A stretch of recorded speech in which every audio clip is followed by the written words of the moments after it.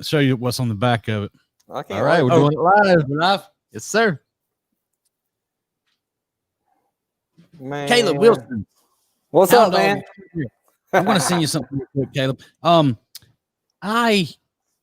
clearing some land out here. You and I both have farms. You have some cows, don't you? Yep, we're up to 162. 162 head of cattle. Today is the DigiNinja Dealer Academy, and we are more than qualified to talk to you about running a dealership, general managers, all the way down to the wash shed. We can help you. We've done it, and Caleb is a dealer advisor. He's also a good friend of mine, and like me, Caleb makes his money from car dealers. I love car dealers. So we're always giving away information on here about how to make more money. Now, here's something that I'm not qualified at giving advice on when it comes to making money. I also have a farm, and I have some cows. I have some horses. I have some hay. I have barns, tractors, and it does a lot of things, but make me money is not one of them. So how do you do with your farm, Caleb? You do pretty good, or are you the same caliber of farmer that I am? No, man, I look at it a different way. The farm does make you money because when you're building that farm right now, that is a big expense, and that's offsetting your tax liability. So, there's a lot of benefits to farming. Being able to file a Schedule F on your taxes and put that in. I think it's a great way to make money right now in reducing the money you're going to pay to the government in taxes. But secondly, you can take that. Maybe times are great right now, and there's a little extra coming in. There's a couple things constant about farming. I mean, is it a big expense? Do I see a bleeding hole? Yes, right now. But the reason is, Billy, is because most farmers are working on land that was given to them from their parents that was a farmer. Yes. We don't have that luxury, right? So we're having to buy, set up, and build something that is going to be a constant. So, yeah, I mean, I think last year, I know last year we had 40. I was just going through it yesterday. I think we have 43 heifers that we kept on the ground, and those 43, that's $65,000, $70,000 next year. If we send them to a replacement sale, and a couple of minutes. I mean, you're in southern Georgia. We're up here near Clemson, and it's kind of like being near. If you live in Pennsylvania, and you're near Manheim. You get the best auction runs. You get to sell your cars. You get more money for them. Same way here with these with the farming. The way it's set up is we can get our cows in the best run lines and do really well with them. So, but the big money is the horses. It's the performance horses. So I've got a female right now. She's a 4-year-old, and she'll run as a 5-year-old. And so it's a $15,000 initial investment for the horse. We can turn her right now today for $35,000 to unlimited people. So that's a $20,000 increase in a year. But next year, when she runs in the top 10. She's a $75,000 to $100,000 horse. So to be able to put $15,000 in, and in 2 years turn it to a potential 75, worst case 40, 35 to 40. There's opportunities there, man. So I mean, it's all in. It's kind of like everybody has a car lot, right? But only some of them make a lot of money because they choose to have the right process, the right inventory, the right people. It's the same way with the farming side of it. If you got the right inventory, you got something other people want, then it's profitable. Hey, speaking of very successful car dealer that sponsors this show, Woody Folsom Automotive, Woody Folsom Chrysler Dodge Jeep in Douglas, Georgia. They're having a huge buyback event. And Caleb, I think I may have mentioned this to you, but Woody has Circle F Farms, and he has the best genetics in the United States of the Brahman cattle and the Hereford and then the Brayfords and those F1s. And they're having a huge sale. I think he's got 1,000 or 2,000. I can't remember. 2,000 head. That's at least 1,000. He's got a lot. He's got a lot. I know that. Yeah, and he's got so many that he's having his own cattle sale coming up this Saturday. So that's going to be pretty awesome. Cool. Hopefully I can get up there. But back to the car dealership, and I was being a little bit facetious talking about the fact that it doesn't make money, because I do agree with you that you can take advantage of a tax write-off by buying that equipment, buying that land, buying those structures, the irrigation, and then in the future, when it is there, you have it, and it can produce some income and have some cash flow. It's definitely not something, a young person that says, I want to grow up and be a farmer. If he doesn't have land, he's got a hard road ahead of him to get to a profitable situation. That's right. I think it just hit me, I should get some t-shirts, but there's cash flow that we work with, and then there's tax flow, and tax flow, that's good, right? And tax flow is, you got cash flow, you're making money, you got cash coming in, but if you want to keep it, then you got to have, like I said, tax flow to, you might, let's say you took in $1 million of cash this year, you can only keep half of it, or you can take half of it, invest it in things you can build infrastructure with and write off, and then only pay on a smaller portion. So we'll get some tax flow t-shirts. There we go. I'd rather have some equipment, some trucks, some tools, some barns, some land, and pay less taxes. Yeah, and you can always turn it into cash, right? I mean, you pay cash for a $70,000 piece of equipment. It's not going to depreciate like a car. No. It's let's say, if you need to turn it into 60,000 next year, you can. And so yeah, man. So tax flow, we're going to start working on that. Tax flow. All right. So here's what I want to talk to you about. Okay. All you car guys, pay attention. If you're a farmer, I appreciate you watching. If you're not a farmer, if you're not a farmer, we're back to car business. So here we go. Caleb, when again, I always allude to how we met, and you were working for Cardone, and I was running a dealership, and you came in and helped us with some marketing. Back then it was Auto Trader. That was pretty big, and I think I was the number one dealer in Georgia on Auto Trader at one time. So that when I took over this new dealership, I wanted to get back there. They didn't have the inventory. They didn't spend the money that this other dealer that I worked for did. So you and I did some things. You made sure that we were putting our best foot forward with what we had to work with. You and I are still into digital. We're still in marketing. We're in digital more than ever. But now I'm going to put a theory out there, and it's more than a theory to me, but I'm going to put it out there for scrutiny, and you tell me if you agree. Now, dealers, pay attention. You can do this, and you can make a lot of money about what I'm about to tell you right here. 4 years ago, you were doing digital. I was doing digital, but we were doing a lot of other, we did direct mail. We did ringless voicemails. We did a lot of things other than Facebook events. We saw how Facebook, I was forced into entrepreneurship, if you know what I mean. So, but we took Facebook to the marketplace, and man, it really worked. I said, this will work in any market. So we took the Facebook events.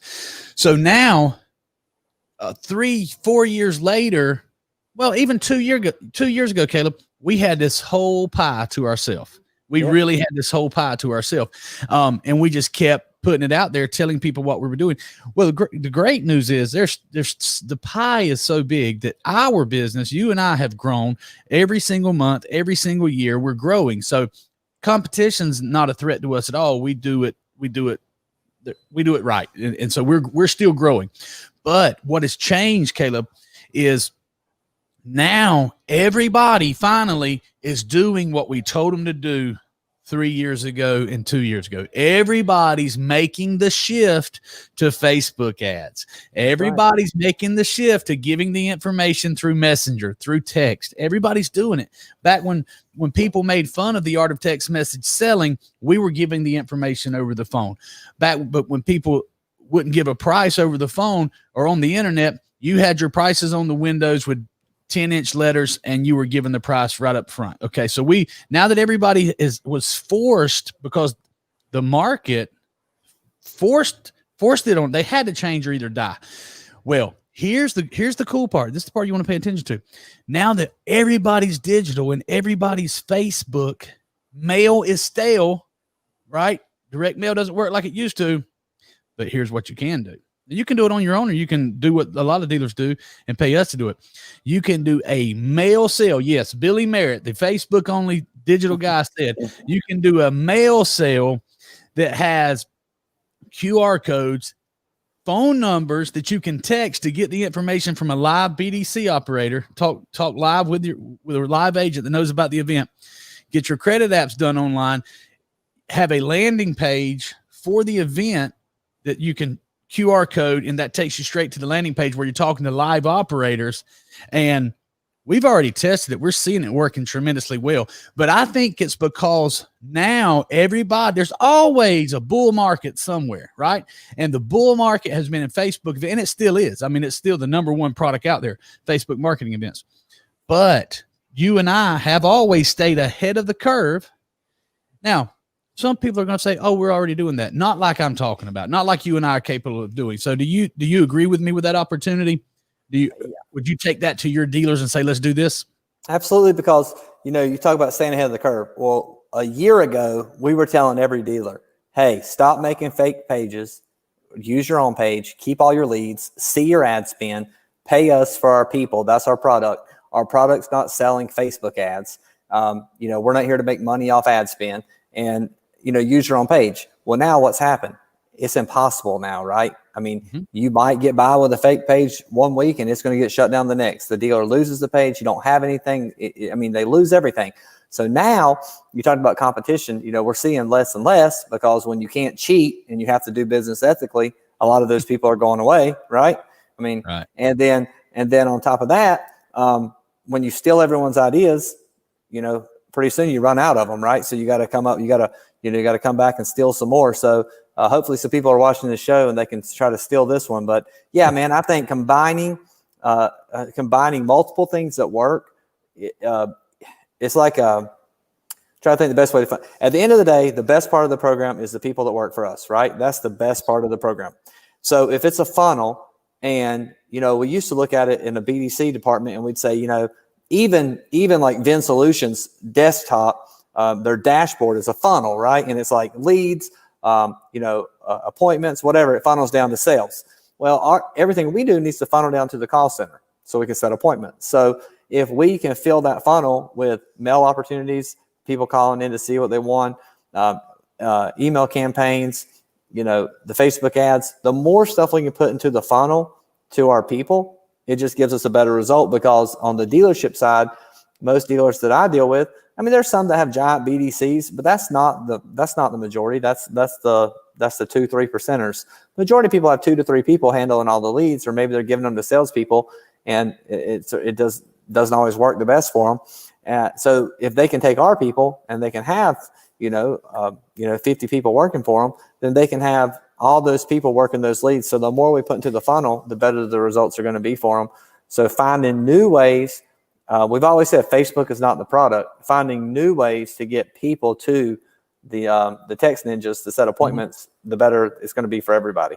Yeah, our process, our people is our product, but the reason our product is so effective is because our people understand the process. And I was looking here in one of the groups that I'm in, because I'm paying attention to business as this is going on. We're experiencing some Facebook problems, right?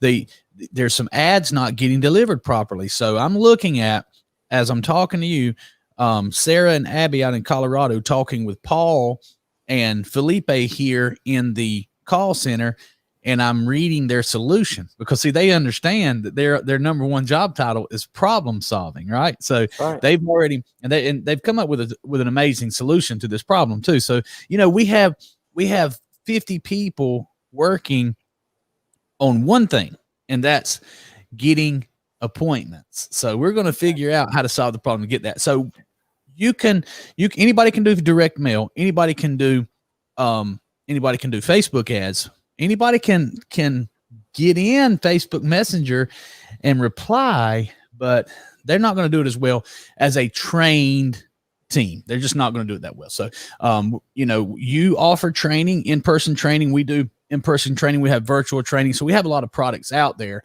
And we're happy to share the information. That's what we do on the show, is give you the secrets that we've used to get where we're at. We are the fastest growing software and marketing company in the entire car business. That's exciting. Yeah, I know that. I mean, a lot of people would love to have the opportunities and revenue that we generate in their business, but it's, you know what, man, it goes back to hard work. It goes back to actually caring about the dealership. And I know you spend a lot of time on the phone with dealers, and so do I. And we don't push that off to somebody else because, and nothing against big companies, right? But you know, I doubt you could get the owner, if you could find out who it was, of Cox Media on the phone and talk to them for an hour and them actually understand how to run your dealership. And I think that's what separated us. I had a call yesterday with a dealer, and we were talking, and he's like, "Hey man, he watched the show last week.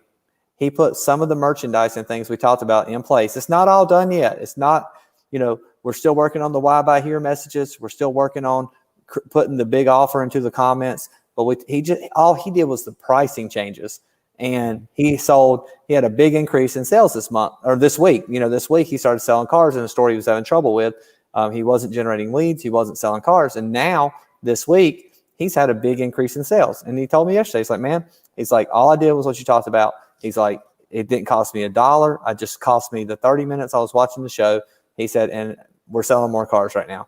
So, I mean, I think the fact that we can help people and we can solve problems without asking for money, it helps us get people that are around us, that listen to us, that care about us. We care about them.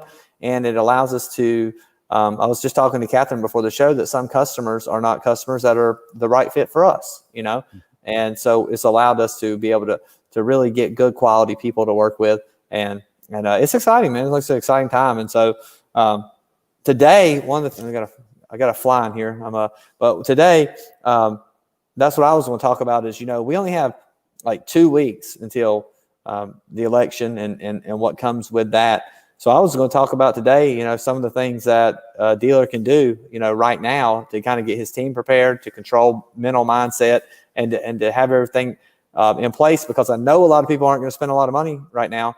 So if you better win through action. And so that's kind of what I was going to talk about today is how do we get our guys, our team, our group of guys that watch the show, how do we get them better prepared to handle things, as we go through what could be a turmoil time in the automotive industry. So we're halfway through the month. It's October the 15th. Now, we told them back in September how to get prepared for October, but I know a lot of dealers are still sitting there on their thumbs and they don't have the ads. A couple of dealers that were wanting to do something in November said, hey, can we just go ahead and do it in October? Yep. So it's the halfway mark.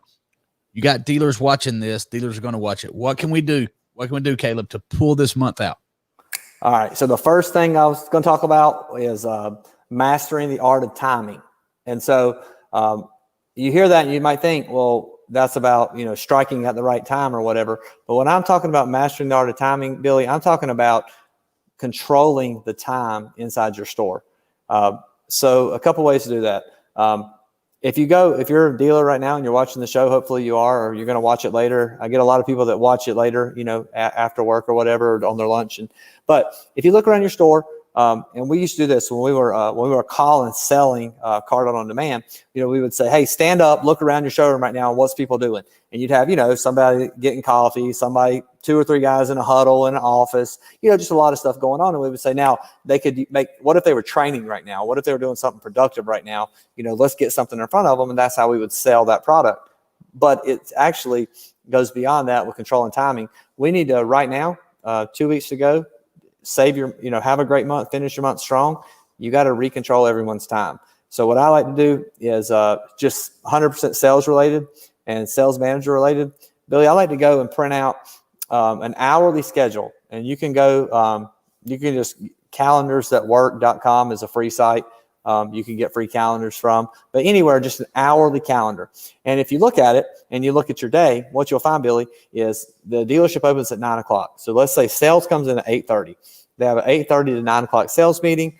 They leave the 9 o'clock sales meeting. They go get the lot ready, put balloons out or whatever. They end up wasting about an hour of time to 10. And then lunch starts at 11:30 to 12. And you got usually 2 to 3 hours of lunch rotation.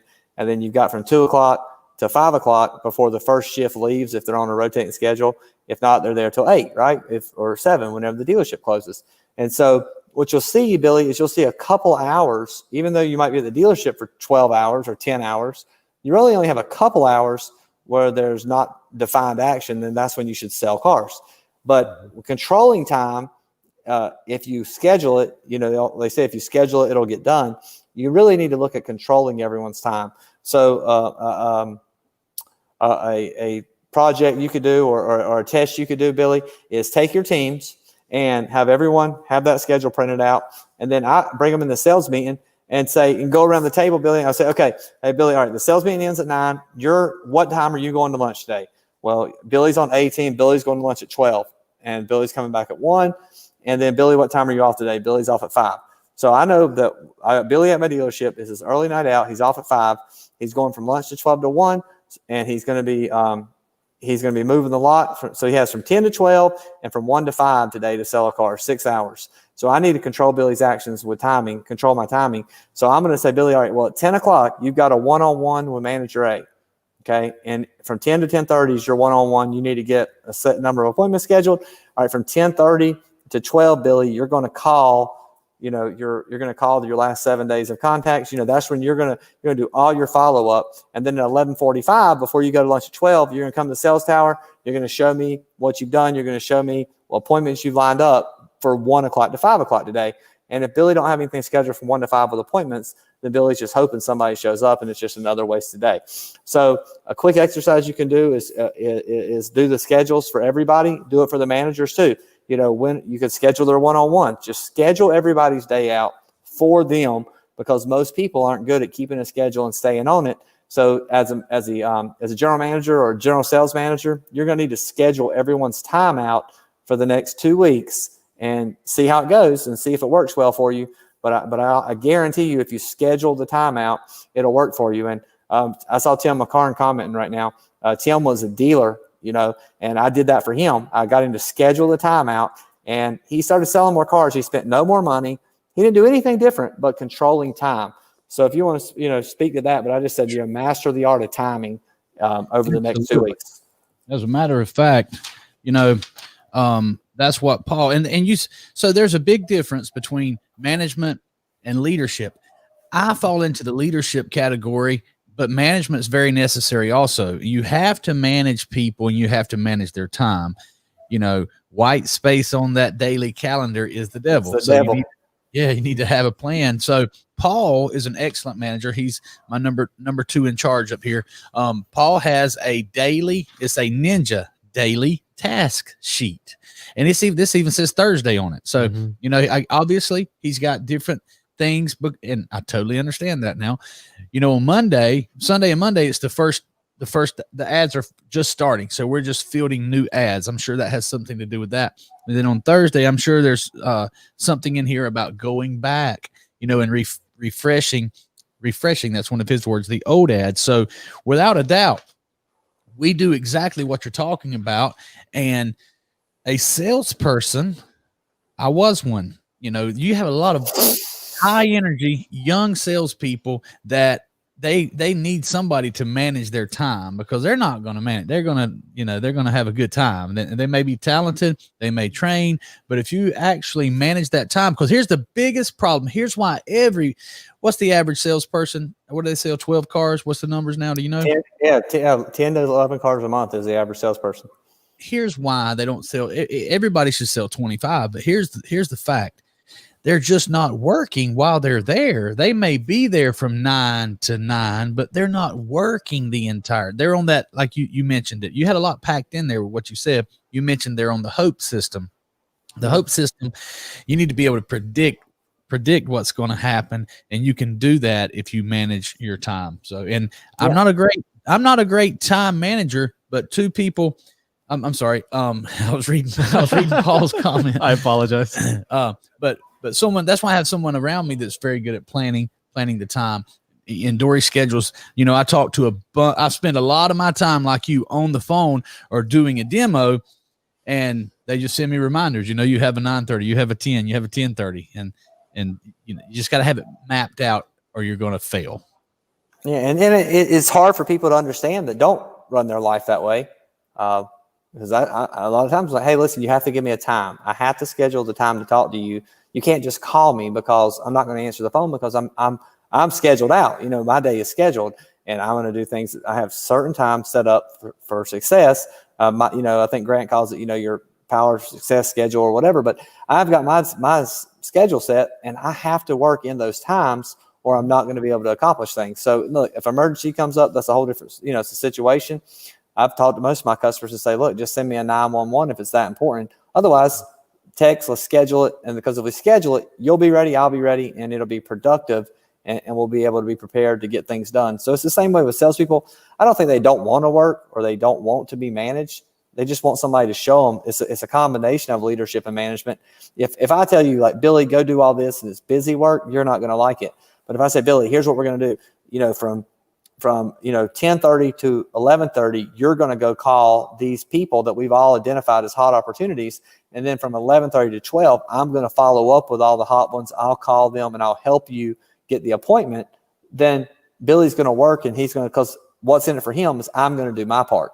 If Billy comes to me at 11:30 and he hasn't done anything and just wants me to call them, I'm not going to do it either. And now nothing got done. So you as a salesperson, you need to put forth the effort so that the manager has the, has the reason to do it, so you want to, but I think if they know how to work, they have a set schedule, they know what's going to happen for the day, then they can schedule it out and they'll be prepared, they'll be ready. And then also if on their schedule is I'm going to be on the lot from 2 p.m. to 5 p.m., but I've already done all my work and I have all my appointments set, then as a manager, I'm not going to yell at them and say, why are you standing outside? Go get on the phone.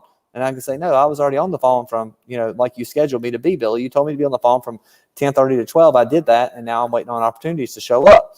So, that's where controlling time can come in to really help. And then the second thing I was going to talk about, I wrote 4. I don't know if we'll get to it all or not, but the second thing is recreating yourself. You can do that often.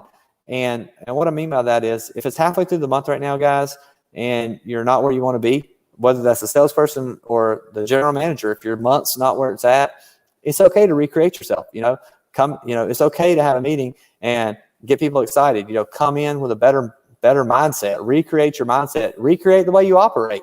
You may have always been the guy that just does things a certain way. Mix it up, change it up, but recreating yourself from the leadership standpoint, there's no better time to do it than when you don't like where your current self is going.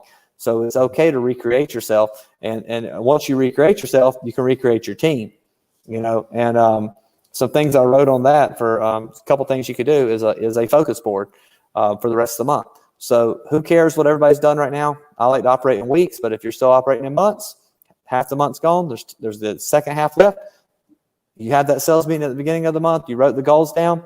Refocus them, right? Like, where it doesn't matter where everybody's at. Look at your numbers of what you need to do. If a guy's at 1 car right now and he should be at 8, he knows he sucks. Like, he knows that his life's not working. He knows he's in a bad place. You don't have to tell him in front of everybody. Get that guy. Yeah, you know what I mean? Like, so have that sales meeting and say, hey, Billy, you told me 12 cars this month. Hey, you need to get 8 more the rest of the month. Let's get you that, let's get those goals focused out. So have that. That's why I like weeks where you have the new sales meeting every Monday. But, right now is a good time to recreate the team, recreate the goals, put that goal board up.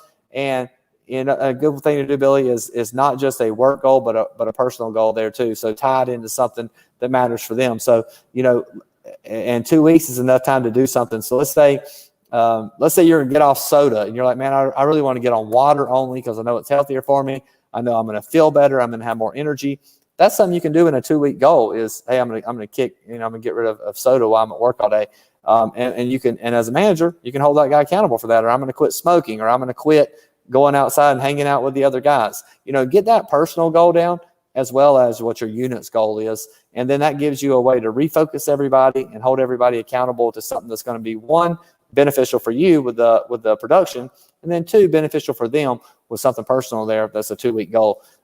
So that's just an idea that dealers could try. But, I know I've recreated myself a lot of times. I know you have too, Billy. So thoughts on recreating?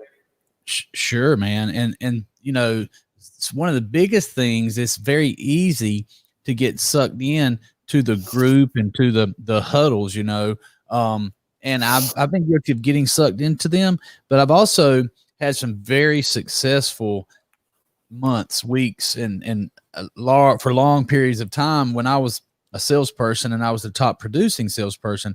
And every time I was the top producing salesperson, you would see certain things that I did.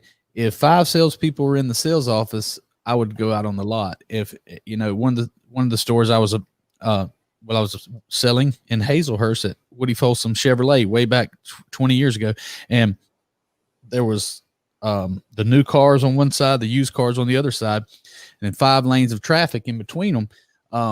And if the salespeople, we had 20 salespeople. If 10 salespeople were on one side, I would go to the other side. You know what I'm saying? I wasn't trying to be ugly, but I was just setting myself apart.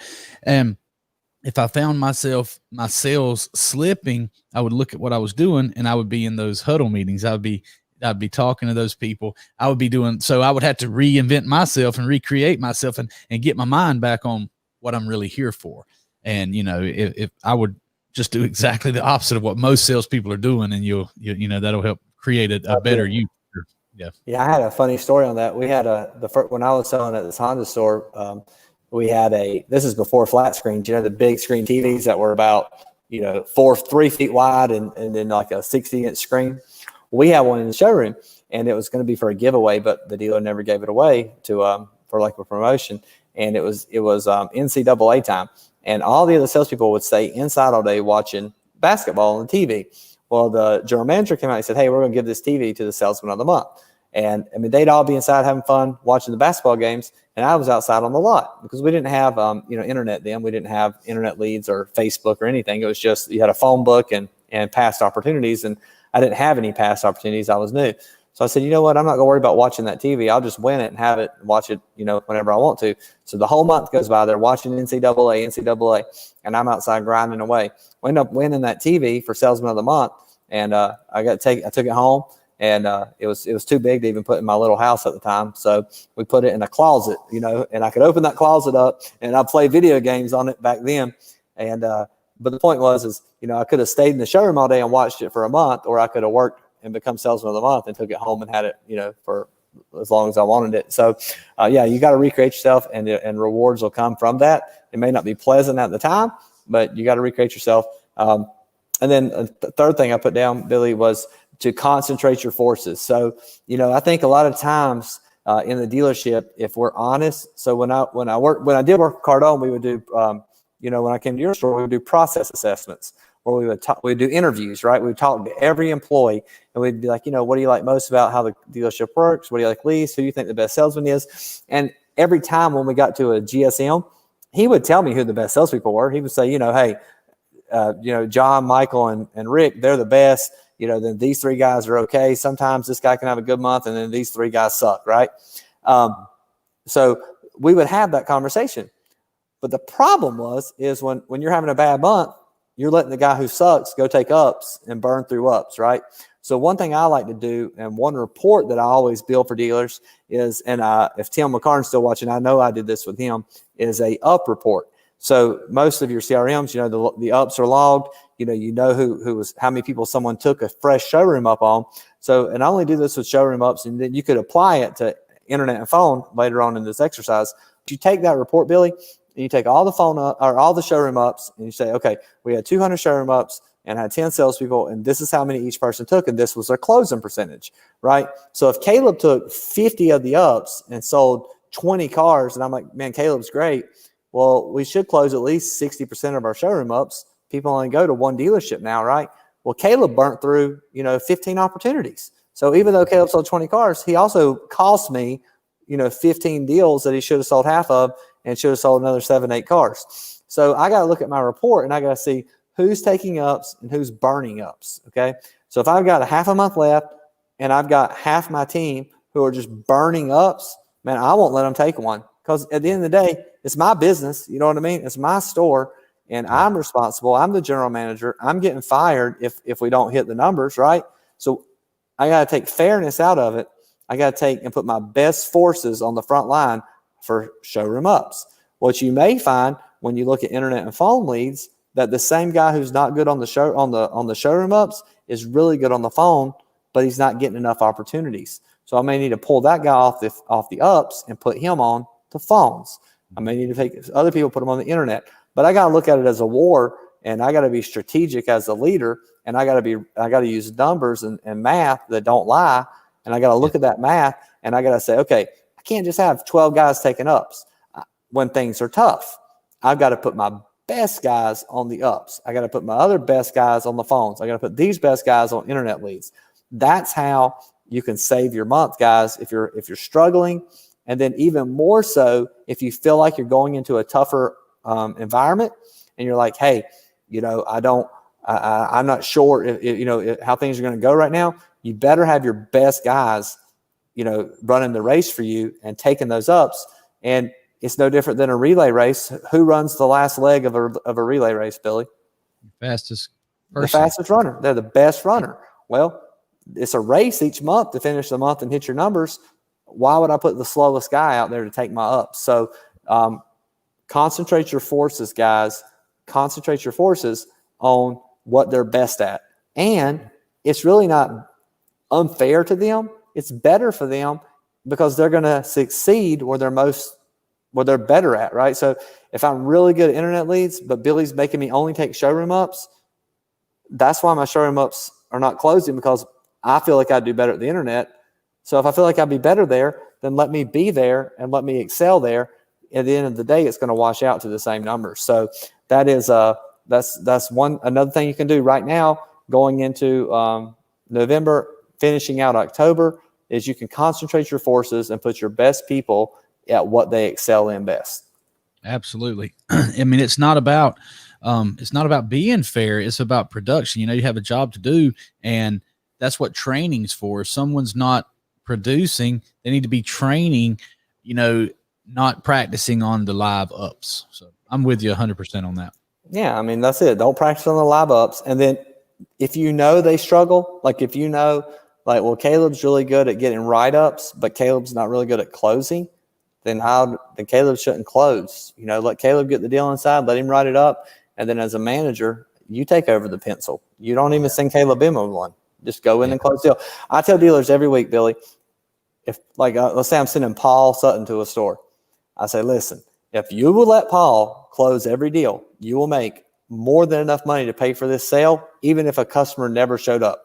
Even if we didn't have a single appointment show up, which is not going to happen, but if we did, and you let Paul close every deal that you pencil, you will make more than enough money to pay for the deal, because I know that guy is a super closer, and I know he's going to get all the money out of the deal, and he's going to close the deal.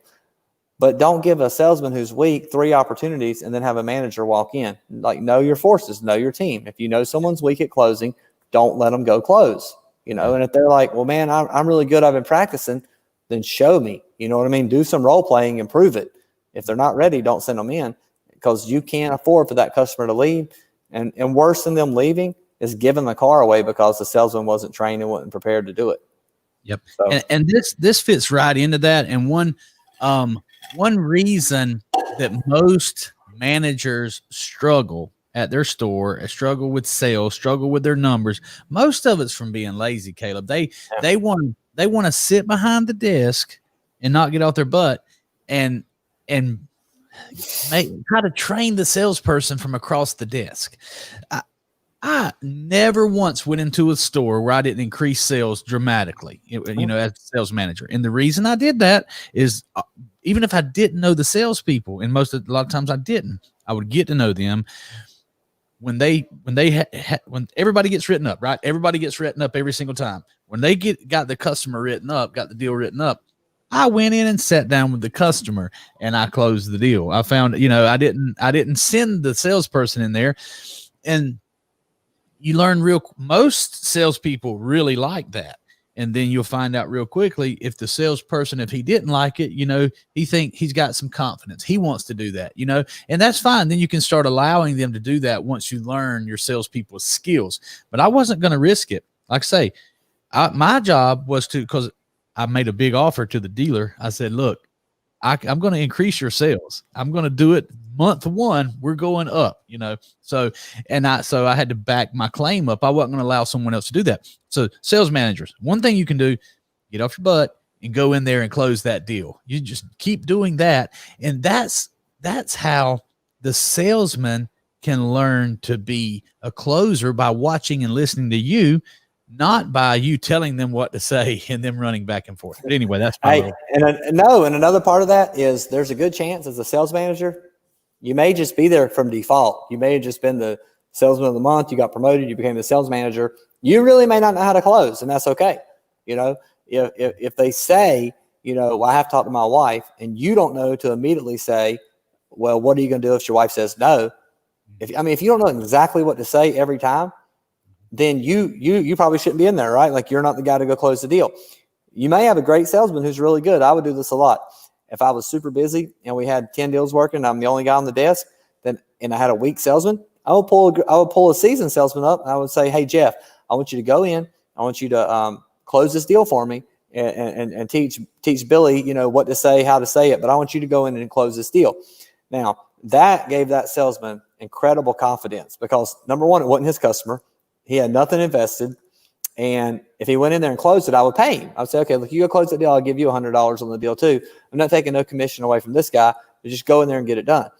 And man, all of a sudden, these guys started believing that they were super closers because they were getting to go in and close these deals with no strings attached. And that's why closers and gypsy sales and that kind of stuff works, because there's no attachment. There's just no attachment to the deal. It's just, they're just going in there to close the deal.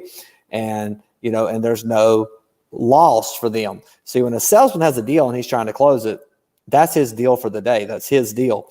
It's like, it's like Tommy Boy in the movie where he's talking about he loves his deal and he pets it and he pokes it and all that. Well, that's how a salesman is. He loves that deal and he needs to close it. But another guy who doesn't care about the deal, it's just, hey man, I need you to go close this deal. That guy has no emotion involved. He's not going to get fired if the deal don't get done. It's not going to affect his car payment or his bills if he don't close it.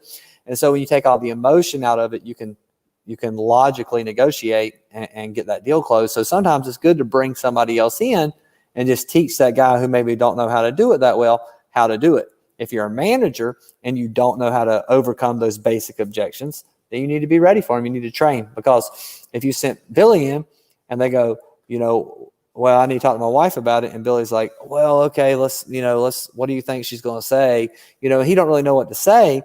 Then he's unprepared to close that deal. But if you got a trained closer going in who knows to say, what are you going to do if your wife says no? Okay, what would she say no to? And you know how to identify the real problem, because how many times does a customer leave and call back and go, hey, I talked to my wife and she said if my payment was $495 a month that we could buy the car. And his wife didn't say that. The guy just didn't know how to negotiate, so he waited till he left to call you back. So you got to know how to dig it out of them. That goes back to closing. But you want to make sure that goes back to concentrating your forces. I'm going to put the best closers in the best situation to win right now. It may not be my process, Billy. It may not be how we fight the war every month, but I'm going to do it right now because I need to save my month. Yeah. And I want to give some more advice to the sales managers and the general sales managers, the guys running the desk. Don't beat your salespeople up if they're having trouble closing. It's just there's 1,000 reasons why it's going to be easy for you to go in there and do it. So you know what I'm saying? I'll give you an example. When I took the Facebook events to the marketplace, all I had was an idea and a belief that it would work. So I hop on a plane and I flew to Kansas City, where Michael Carson, sometimes he watches. So maybe we'll do a clip on this and you can tag Michael Carson in it, Smith. But I flew to Kansas City. I said, hey, I got this Facebook thing and I just want to come sell cars. He said, come on.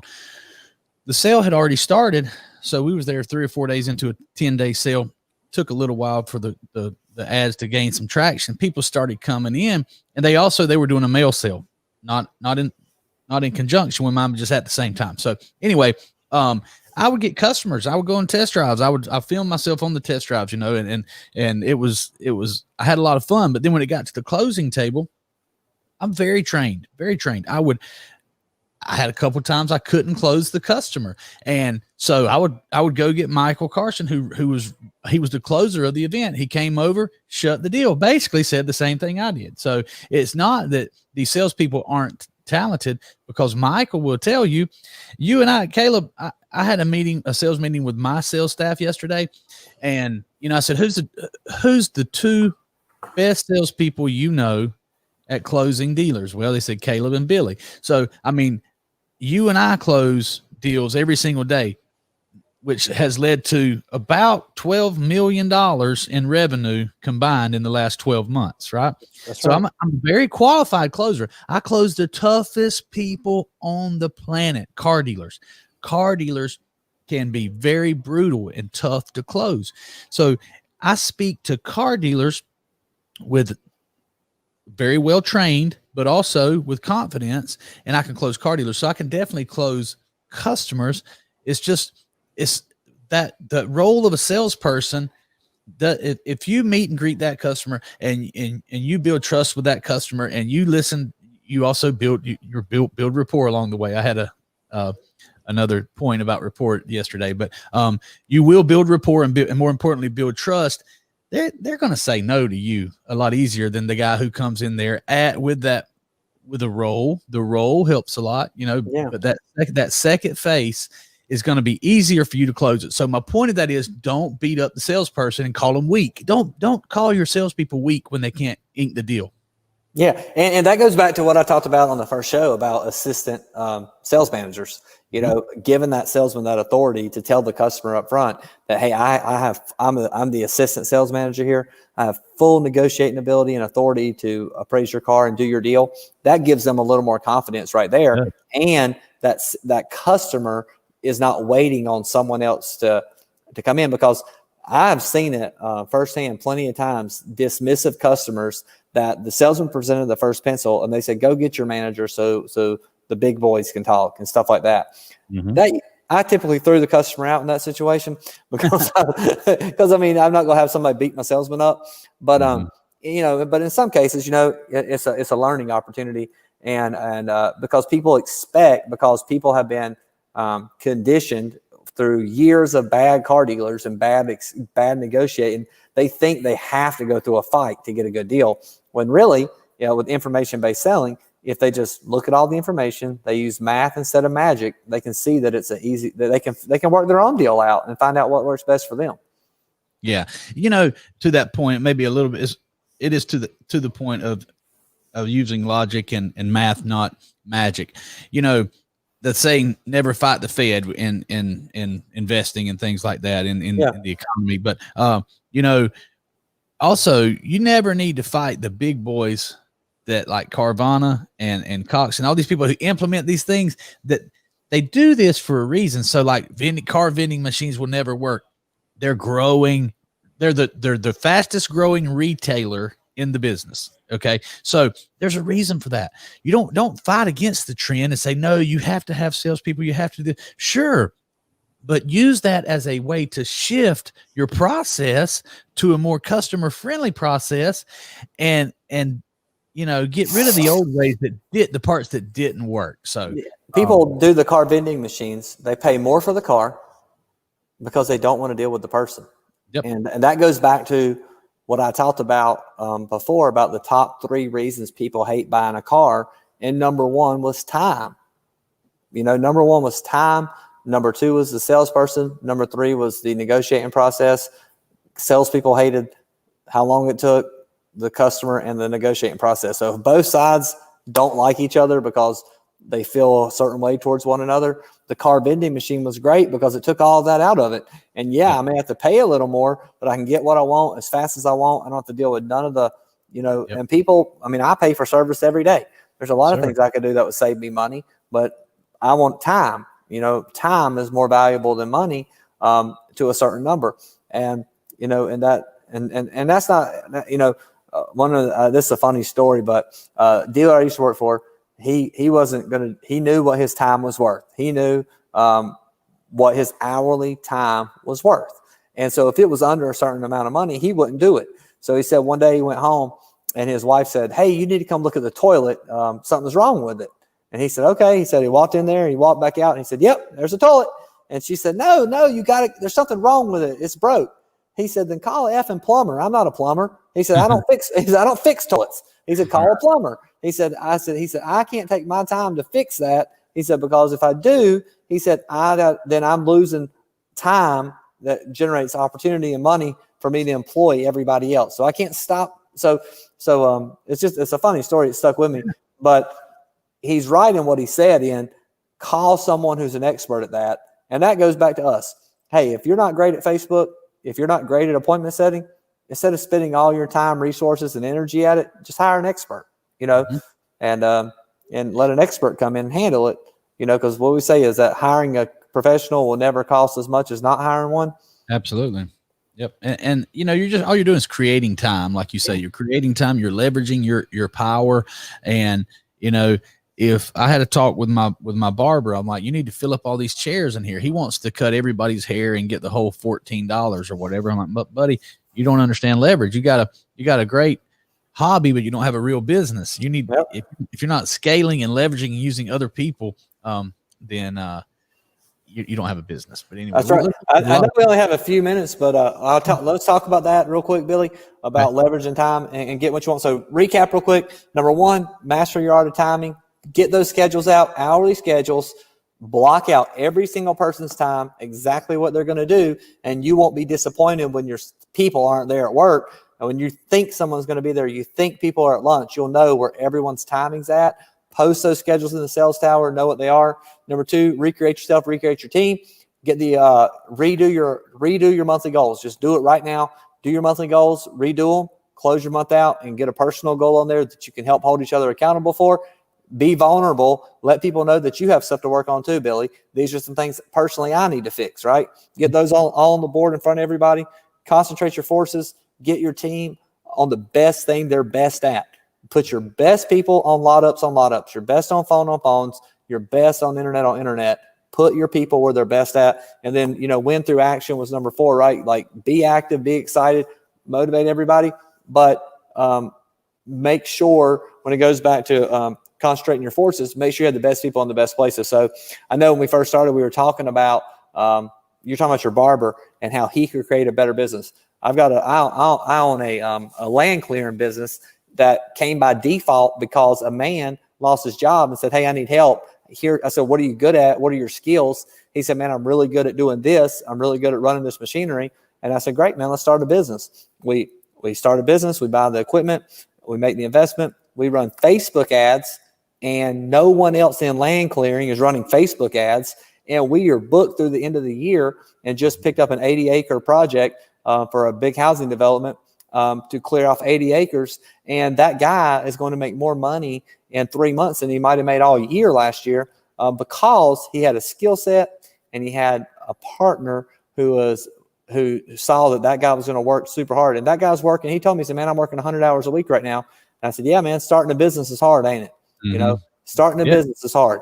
You're going to have to put that time in right now. Right. And then later on, you'll be able to leverage that time. But so I wanted to say that before you think you can just not do anything and get everybody else to do everything.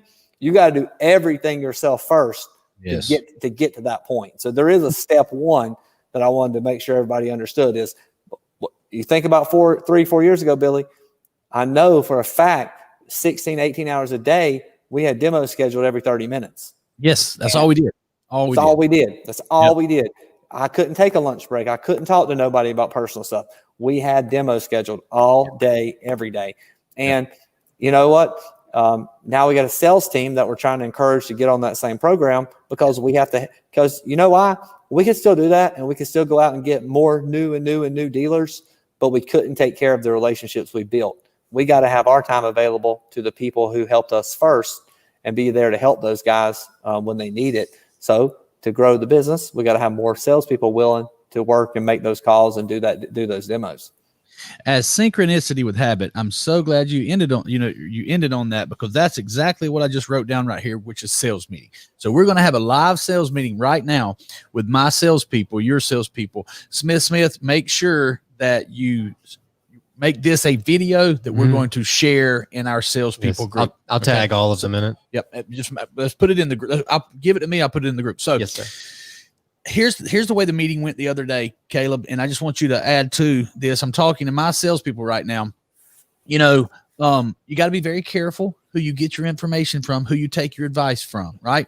Now you and I said, who do you think is making a lot of money selling Facebook events?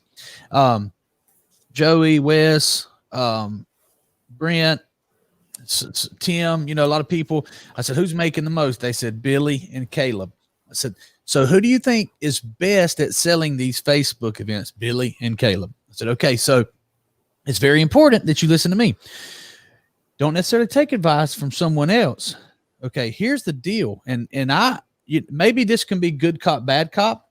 So, or you might be bad cop, bad cop. But here's the thing.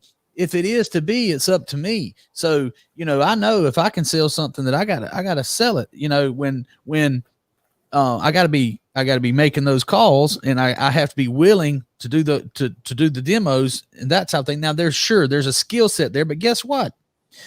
Come in here and listen to me pitch it to a dealer. Okay. So here's the advice I gave them, Caleb.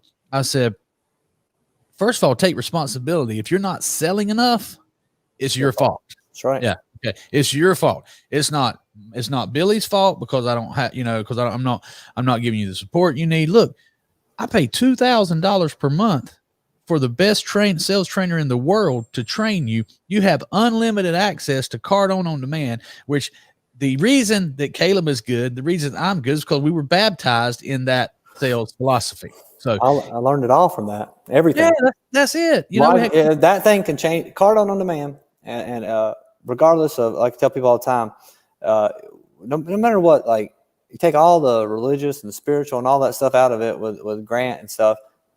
There's no better teacher to a car salesman who's been in your shoes, who's been a drug addict, who's been through everything, who's turned his whole life around, became very successful. That sales training is life-changing. And, you know, I got it by accident. I just wanted some sales training for my team.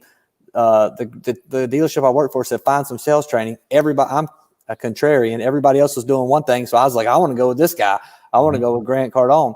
And Jared was a salesman at the time. And me and Jared I got the deal put together, and, you know, to get the guys on training. And you know what happened, man? I couldn't get anybody to do it because I was not a great manager at the time. I hadn't learned how to manage people yet, but I did it. I said, you know what? I may get fired from this job, but while I'm here, I'm going to learn this stuff. And you know what? I took that stuff and learned it. And that's how I got to work for them. You know, that's how I got to work for Grant, because I knew the stuff. And they're like, hey, man, when I quit the job, they knew how much training I was doing. And they called me and said, hey, come work for us. We want to put you on the road with us. And so just by training, opportunity came along, right? But yeah, the salespeople that work for us, let me tell you something. Number one, you don't just have to sell to car dealers. Everyone needs Facebook ads, but everyone needs a call center of people who can solve their problem. So when I did work for Cardone, you know, we would say create a problem and then offer a solution. So every dealer has the same problem right now. They don't have either they don't have enough inventory because all the new cars are gone, which is a real problem that dealers are facing. We have a solution. We can offer them buyback events to get used cars on the lot that they can have for inventory because they don't have new car inventory right now. Now, I know that's an issue. So if I'm a salesman, I'm going to go and I'm going to call dealer A. All right. First thing I'm going to do, Billy, is this. Now, this is a sales secret. So even the competitors, if they want to watch this, let's say I get a dealer and I want to call on, I'm going to call on dealer A. I'm going to go on dealer A. I'm going to see where dealer A is located at. I'm going to look at the population of dealer A's town. Let's say dealer A has 50,000 people in his town, and I know what kind of reach my ads can get. I'm also going to look at dealer A, and I'm going to see who his closest Ford, like let's say he's a Ford store. I'm going to see who his top 3 competitors are. Okay. I'm going to call that guy. I'm going to say, hey, I got something I'd really like to share with you. Call me. Cause I know I'm not going to get him on the phone. That's not going to happen. Right. Hey, right. I got something I want to share with you before I call dealer B and C. I was told you're the guy to talk to first. That's my message I'm going to leave. All right. They're going to call me back. Hey, I got a message, something about, yep, that's right. Yep. call me back, and I get them on the phone, and I'm gonna tell them, listen, I got something to share with you. I wanted to share it with you first because I heard you were the number one dealer in the marketplace. I looked at your inventory and I saw that you had the biggest need. I noticed that your new car inventory is down. And what are they going to say? Yeah. We can't get no cars right now because nobody can. Great. I've got a solution to help you continue to hit your goals. This is what we do. If I could get you, 50 appointments, 30 people going to show up this week, and you're going to sell 20 extra cars, for less than $10,000, would that make sense for you to take a look at it and let me show you what we do? And then I'll promise you I will get the conversation started, but I got to have the information. I got to know, I got to get him to listen to me, because if he don't, I'm going to tell his competition about it. And nobody wants their competition to hear about the secrets, right? I've got to know what his problem is, because that's the only way I can offer a solution. So I got to look and see, does he have a new car problem? Does he have a used car problem? What is this guy's issue so I can offer a great solution? So sales guys, I always say, like, don't qualify, just dial. That's true. But you need to know who you're talking to so that you can offer a real solution and not just be a sales guy calling saying, hey, let me tell you what we do. It's so great. And he's going to say, yeah, man, I've already heard about that. I've already seen it from 10 other people calling me. You got to be ahead of everybody else. You got to be smarter than everybody else. And you got to have a plan when you call that guy. It's like a battle. You're like, okay, I'm going to bring up this, and this. I'm going to do this, and this. We're the Billy buyback, the Billy buyback team, But that'll get you a call back if you say, hey, I want to talk to you before I talk to do. Absolutely. Yeah. And I couldn't agree more. I just want to go back to the point about, where you did the training. And, I've had Glenn Lundy on the show, Shaka Dyson, Caleb Wilson. I've had a lot of very, very, very successful entrepreneurs and salespeople that are knocking down big money. And that's why everybody gets into sales. You want to make some big money. Now, every one of those people I just mentioned gives credit to their skills to card on demand. So that's right. If you're my salesperson, and look, there's no such thing as coincidence. Caleb and Billy have trained more than anybody else in this organization, right? And worked directly for Grant Cardone. All right. The next person who's probably the most sells the most out of this office is Joey. Joey does more training. When we log in to see who's training, he does more training than everybody. So there's a direct correlation between how much you train and how good you are at closing car dealers. That's right. You can't blame nobody but yourself, guys. If you're not getting it done, it's like I said a couple weeks ago, we can't have one person or two people with 80% of the sales and everyone else wishing they were living that life. Yeah. Man, it's right there for you. All you got to do is go take it. Yeah. And Caleb, he took responsibility for, his money, and he went and got it. I did the same thing. Those people who are making it, they're taking responsibility. They're not looking for a reason. Why don't I have what I need? You got everything you need. You got way more than me and Caleb had when we got started selling this stuff. And I know for a fact we've created at least 8 to 10 people who are making big money. They all stole from us. They all quit and stole from us, but they still did it. You know what I mean? I'm still proud of them. Hell, they're still doing a good job. Good for them. Whatever. That's right. All that does is add to our track record. Because, they know who Daddy is. So it's okay.